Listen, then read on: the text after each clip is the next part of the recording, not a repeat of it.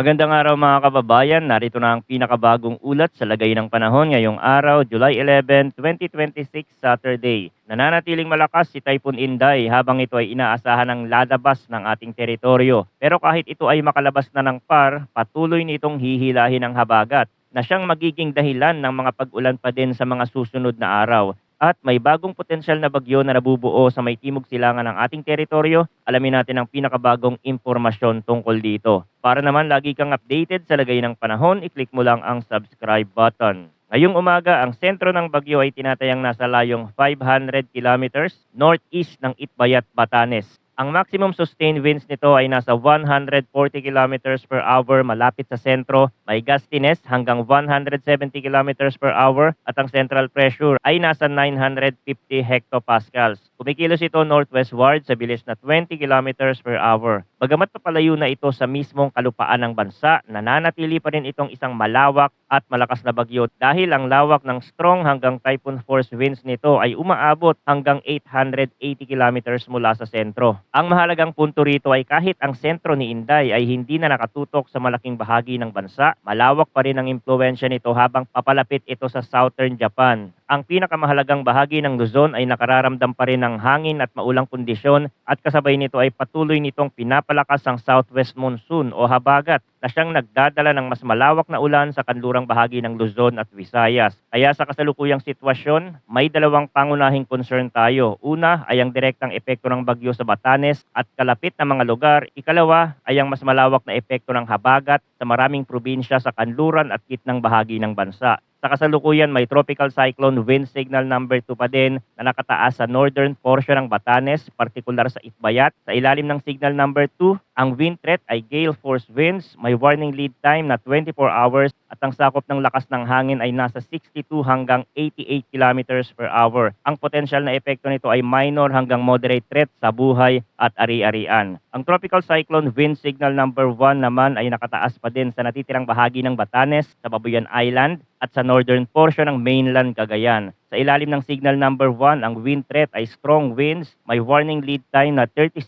hours at ang lakas ng hangin ay nasa 39 hanggang 61 kilometers per hour. Ang posibleng epekto nito ay minimal hanggang minor threat sa buhay at ari-arian. Dumako naman tayo sa isa sa pinakamahalagang dapat pagtuunan ng pansin ngayong araw ay ang heavy rainfall outlook dahil sa southwest monsoon. Ngayong araw inaasahan ng heavy to intense rains of 100 hanggang 200 millimeters na pag-ulan sa Zambales, Bataan, Occidental Mindoro at Antique. Ito ang mga lugar na may pinakamataas na rainfall concern sa kasalukuyang araw. Sa ganitong dami ng ulan, mas mataas ang posibilidad ng pagbaha sa mga mababang lugar, pag-apaw ng ilog at sapa at landslide sa mga bahaging matarek at matagal nang nababasa ng ulan. Bukod dito, may moderate to heavy rains of 50 hanggang 100 millimeters sa La Union, Pangasinan, Benguet, Tarlac, Pampanga, Bulacan, Metro Manila, Rizal, Cavite, Laguna, Batangas, Oriental Mindoro, Romblon, Palawan, Aklan, Capiz, Iloilo, Guimaras, Negros Occidental at Negros Oriental. Bukas, nananatili ang heavy to intense rain sa Occidental Mindoro, Zambales at Bataan. May moderate to heavy rains naman sa Ilocos Sur, La Union, Pangasinan, Benguet, Tarlac, Pampanga, Bulacan, Metro Manila, Rizal, Cavite, Laguna, Batangas, Oriental Mindoro, Romblon, Palawan, Antique at Aklan. Pagsapit ng Monday, July 13, may heavy to intense rain pa rin sa Zambales at Bataan, habang may moderate to heavy rains sa Ilocos Norte, Ilocos Sur, La Union, Pangasinan, Benguet, Tarlac, Pampanga, Bulacan, Metro Manila, Rizal, Cavite, Laguna, Batangas at Occidental Mindoro. Malinaw dito na kahit papalayo na ang sentro ni Inday, hindi agad nawawala ang epekto nito sa pamamagitan ng habagat. Sa halip, maaari pang magpatuloy ang malalakas na pag-ulan sa ilang bahagi ng Luzon at Western Visayas kahit lumayo na ang bagyo sa ating teritoryo. Mahalagang idiin na ang rainfall forecast ay pwedeng mas mataas pa sa mga mountainous at elevated areas kapag ang hanging may dalang maraming moisture ay tumama sa kabundukan o mataas na bahagi ng lupa, mas napipilitang umakyat ang hangin at mas maraming ulan ang nailalabas. Ngayon, tingnan natin ang track at intensity outlook ni Inday. Mahalagang tandaan na ang malalakas na ulan at hangin ay maaari pa ring maranasan sa mga lugar na wala sa mismong landfall point at maging sa labas ng forecast confidence cone. Hindi lang ang eksaktong linya ng track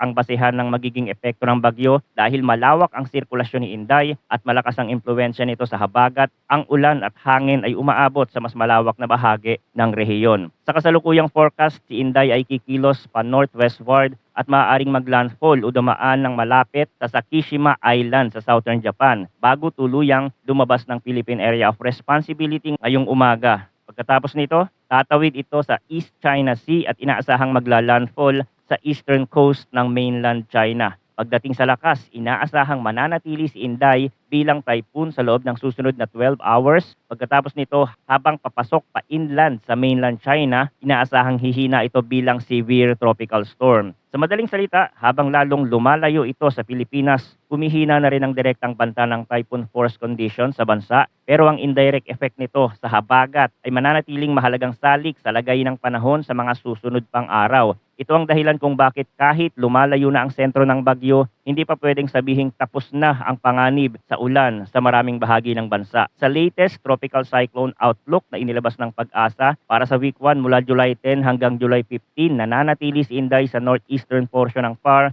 at ayon sa forecast ay kikilos ito patungo sa Taiwan hanggang eastern China. Bukod dito, may isang TC-like vortex o TCLV1 na forecast na lilitaw sa eastern boundary ng PMD na may low likelihood of tropical cyclone development sa week 1. Ibig sabihin, habang lumalabas si Inday sa ating teritoryo, mayroon ng isa pang sistemang binabantayan sa mas malayong silangan. Sa puntong ito, mababa pa ang tsansa ng development kumpara sa naunang mga malalakas na bagyo, pero sapat na ang signal para isama ito sa masusing monitoring sa mga susunod na araw. Pagdating naman sa week 2 mula July 16 hanggang July 22, ipinapakita ng forecast na ang TCLV1 ay maaaring pumasok sa PAR na may low probability of tropical cyclone development. Bukod dito, may isa pang TCLV2 na posibleng mabuo sa western boundary ng PAR na may low likelihood of tropical cyclone formation sa week 2. Meaning, hindi pa humuhupa ang tropical activity sa paligid ng bansa kahit lumalabas na si Inday. May mga susunod pang disturbance na maaaring lumitaw at bagamat mababa pa sa ngayon ang tsansa ng pagiging ganap na bagyo, mahalaga pa rin itong bantayan dahil pwedeng magbago ang forecast habang dumarami ang bagong datos. Kung sisilipin natin ito sa ibang mga weather model, makikita na ang kasunod na sistema matapos ni Inday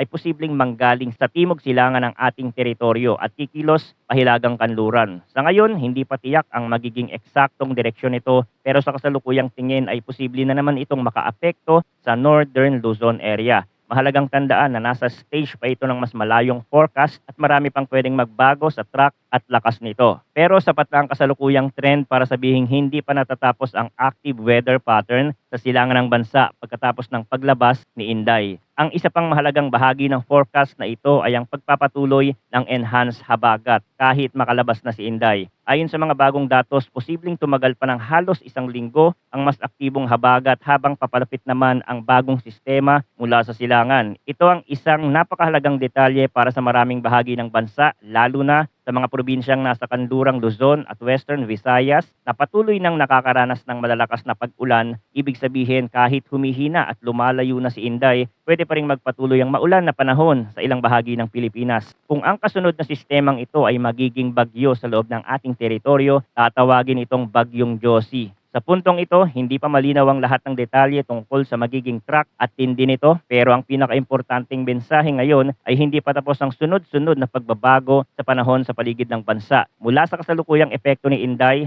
hanggang sa patuloy na ulan dahil sa habagat at hanggang sa posibleng paglapit ng kasunod na sistema. Malinaw na ang susunod na mga araw ay mananatiling sensitibo para sa maraming bahagi ng Pilipinas, hindi dahil sa direktang tama ng bagyo, kundi dahil sa mas pinalakas na southwest monsoon. Manatiling nakatutok sa mga susunod na updates dito sa ating channel. Maraming salamat sa inyong panonood at mag-ingat po tayong lahat.